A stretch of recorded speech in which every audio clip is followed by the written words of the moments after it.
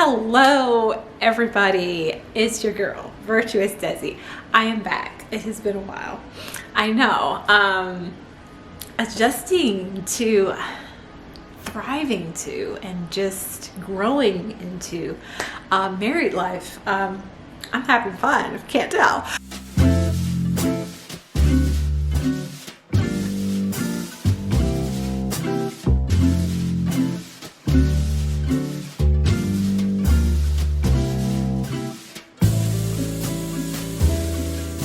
Hi, if you clicked on this, I'm making a red velvet cake with beetroot powder instead of food dye. So if you've been keeping up with the news, which I rarely do actually, but I did happen to hear about how Kennedy Dude is like trying to get America's food system in order, okay? And for those of you who follow me or you know me personally, you know that I have been avoiding food dyes now for, oh gosh, probably 9 years, where this is coming in. And just to encourage you guys that there really is natural food coloring. I just wanted to say that. For thousands of years, people have been dyeing foods and clothing in natural ways, okay? I am a big believer, as you know. If you're new here, I have several new subscribers. Hi, welcome. So glad that you're here. Let's take a break to hit that like button and subscribe. Also, please leave a comment. Let me know what was your favorite thing about the video. Also, if you've ever tried a red velvet cake where someone kind of like tricked you and you didn't know there was beets in it. Did you like it? Did you not like it? Whatever. But yeah, so what was I saying? I totally forgot what I was saying. I was going somewhere with all this. Oh yeah, like if you've been watching me for a while, right? You know that I believe that God created everything we need to thrive. Literally. Like he even thought to give us stuff to color our foods and our clothes. I mean, y'all, we don't need chemicals. Anyway, I'm going to get off that soapbox and take you over here because what's going on is some red velvet cake. So let me take you over. Hi. I decided to do a voiceover with this particular part just because there was a little bit of background music playing it was rhythmic, which is why you saw my little dance I was doing. I was just, the music has an accordion and an orchestra and it just makes me feel like doing ballet. But yeah, and I was also so excited to do this video that I finally had figured out my schedule, a way to sort of incorporate doing some YouTube videos and the timing of it and the whole, movement for making America healthy. I was just so excited, I guess. And sometimes I go on tangents, right? So what I'm showing you here is that I put 100 grams of the cake flour, which I use Swan's Down. That's what my mom used growing up. That's how she makes her pound cakes and other things. And I also did 100 grams of just your raw cane sugar. Unrefined would be a better option. And the cacao powder instead of cocoa powder. So these, because of the beetroot powder, I mean, these were a very healthy, red velvet cake. It was delicious. Now that I'm doing this voiceover, I got to try it and it was amazing. It was really good. The frosting was perfect. Husband loved it. But yeah, so I've linked the recipe below so you guys can take a look at it. But after I added those three things, like the actual measurements, because the original recipe I think is probably someone in Europe and she used grams, but I added my baking powder and the sea salt that I use my pestle and mortar to grind up.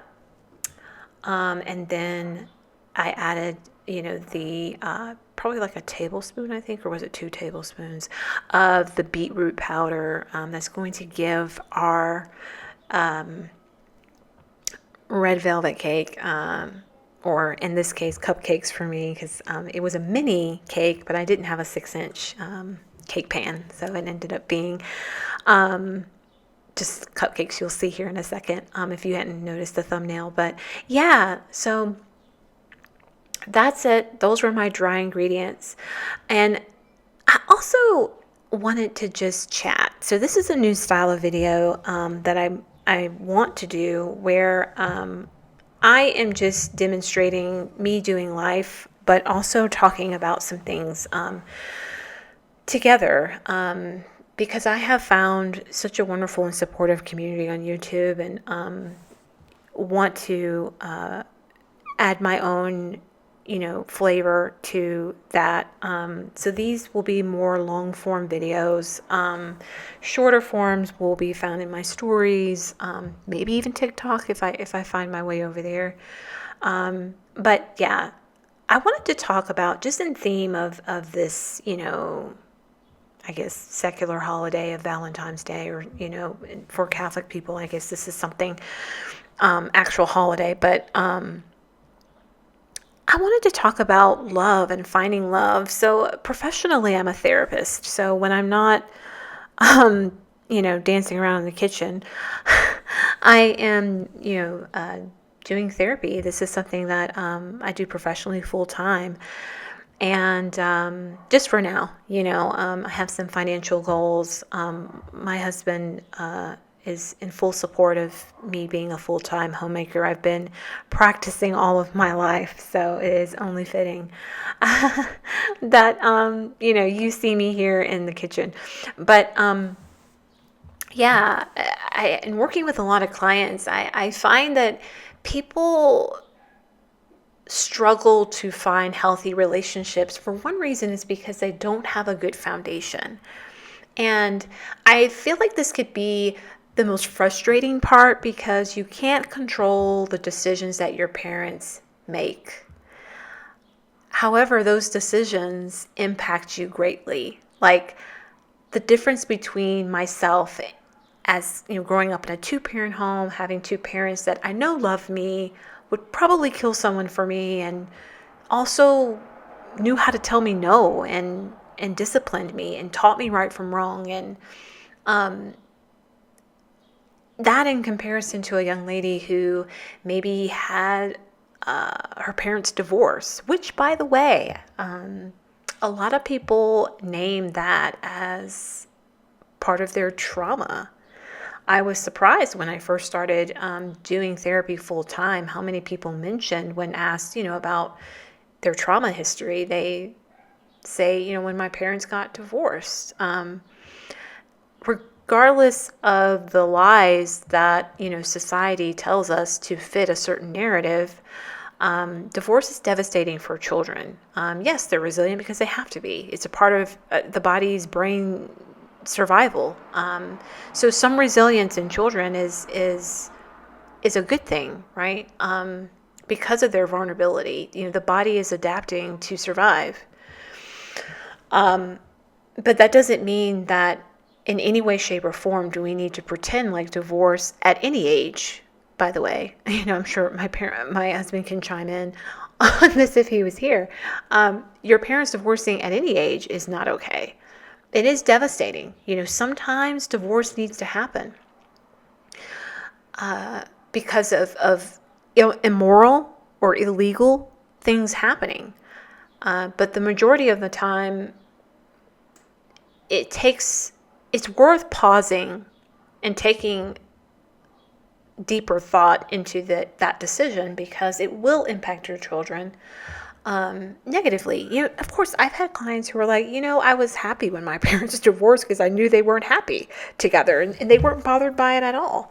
But we cannot assume which, what road our children will take, and it does make it more likely that your children will opt for divorce too. My parents made it clear that wasn't an option for them. And so, Samuel and I are in agreement that that's not an option for us. But I bring up the situation of divorce because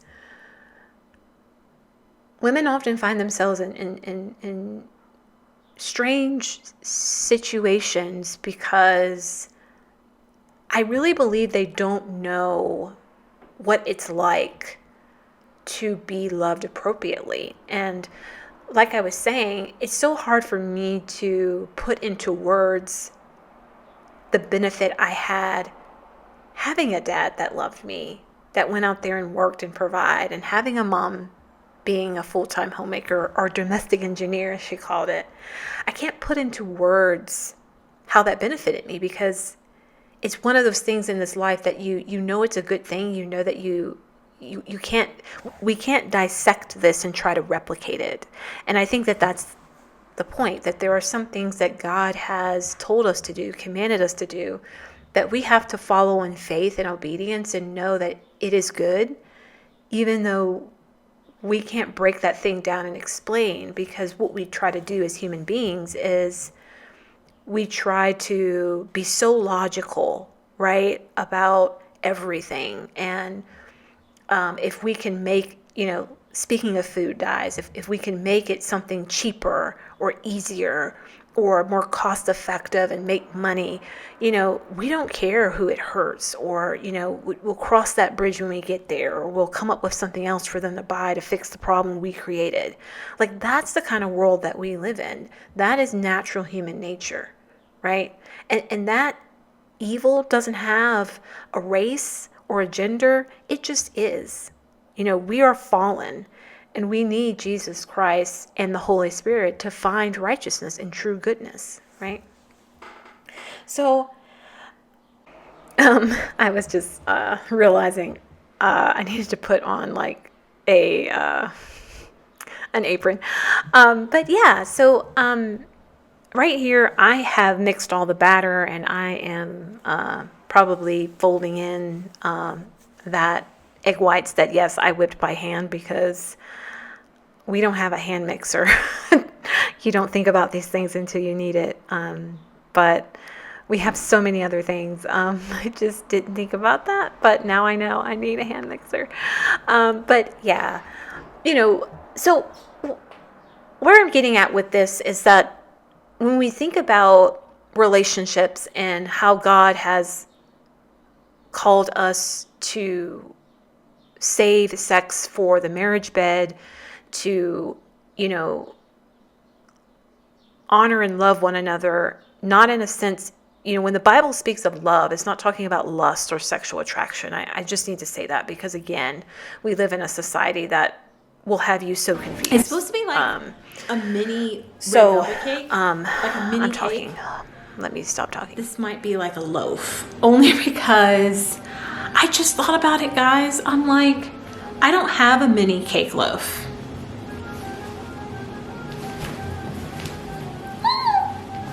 We're gonna let that oven get ready, and then now I'm gonna get out my ingredients for the cream. Okay, guys, here we are. Too bad it's not Christmas, but that's what we're working with. And about to toss this in the oven. These are cupcakes. So I'm gonna link this recipe below.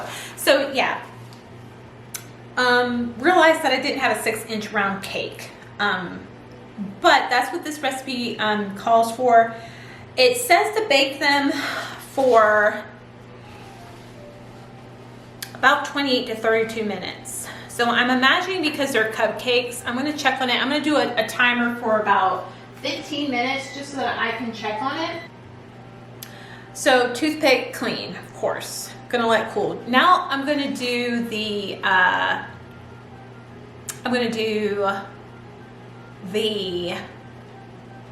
topping. The topping. What is it called, y'all? Frosting. Okay. I love the authentic things about, I have to be me, guys. I'm so silly. But anyway, I apologize for the change in lighting here. It was getting late here.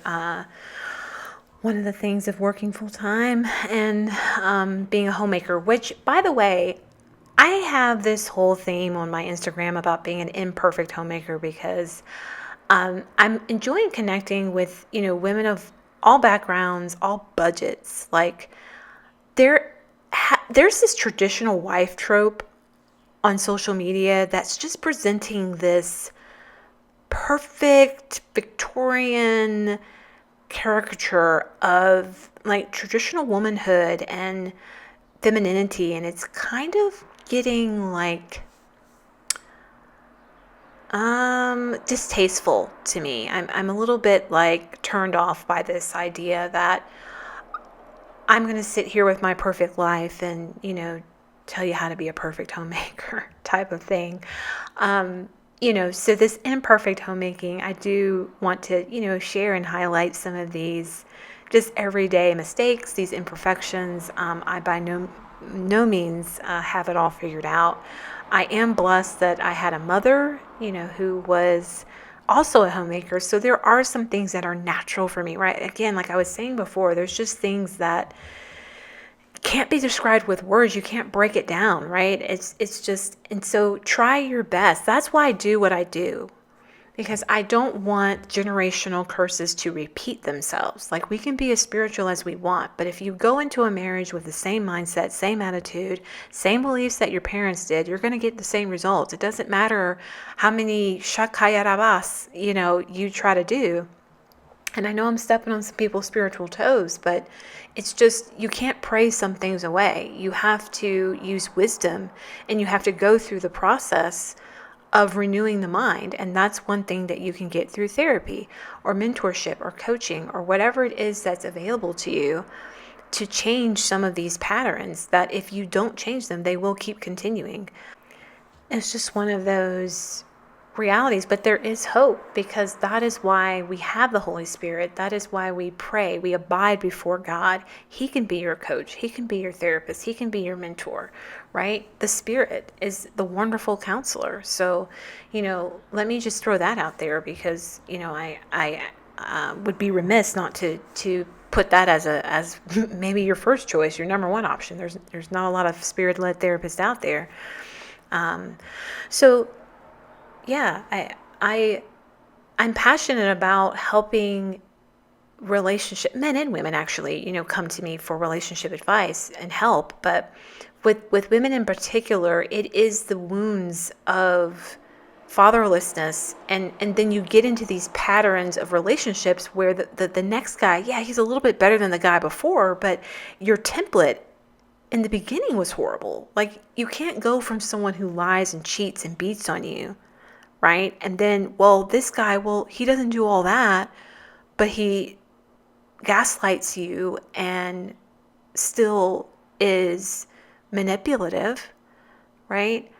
I've literally had women say they've settled for guys because he prayed for them, and they never had a guy that prayed for them before. Like, they were so impressed by that. You know what I mean? And I think that is just an indication of your standard, your baseline, right? And this isn't a raise your standard speech. This is an understand your standard. Jesus. Like, I hope you can feel that in the Spirit. As a daughter of God, the standard has been set for you.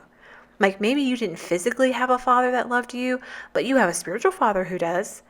And the standard set for you is that you are precious. You are priced higher than what the wealthiest, richest people in the world value, which at that time was rubies. That was the king's jewel, right? That was royalty. Craved that particular jewel. But nowadays, you are priced higher than whatever it is people are going for. Is it Bugattis? It's you name it. That's how God sees you. And if you don't begin to act that way and date differently, you're not going to find happiness in love, right? Or your love is going to be what you consider love is going to be false. It's something that doesn't add up to how God sees you. And if you can have a man that loves you and sees you as God sees you, if that is your baseline, I think you've got a good start there, right? And so it's not that people do struggle to get in relationships, but I also think people are just getting into relationships, whether they're rushing into commitments, marriage, or they're just rushing into moving in together. One thing I can say and share with my own testimony, I got married at 39, and I waited a whole lot longer than could have fathomed, y'all. I could not have fathomed. Okay. I got saved at 13. I have been praying for a husband since 16. I've had this standard given to me by my biological father and God himself. I thought I was doing all the right things. And it was hard. Hope deferred makes the heart sick. But when the desire comes, it is a tree of life. Okay. But I can say from that testimony that I'm grateful. And people who know me, I used to say, I can't imagine I would ever say that the wait was worth it. Because I could not imagine how a human man could be worth the pain and the suffering I endured to get to this point in my life. But the pain that I was going through, you guys, it wasn't even about marriage. It wasn't about a husband. It was about me learning to lean into the Father when it mattered most and to choose God when I had every reason to choose something else. Jesus, that's what it was about. And so if you're in an uncomfortable situation, whether you're married or single, because I'm not one of those ministers that go into Jesus needs to be enough, and I only say that to single people. Well, Jesus is enough for married people too. It's not about your marital status. Jesus is enough, period. That's not the message here. Is that whether married or single, right? Your relationship with God is so foundational. It's essential, So anyways, I'm just drawing this little heart that actually I was trying to mimic. I will show you a picture of our honeymoon bed on our wedding night. Someone had decorated the bed with roses like that. So I'm going to show you some pictures here that I had on the thumbnail. But that's it, you guys. Thank you so much for watching. And let me know your thoughts. Comment below about this new style of vlogging.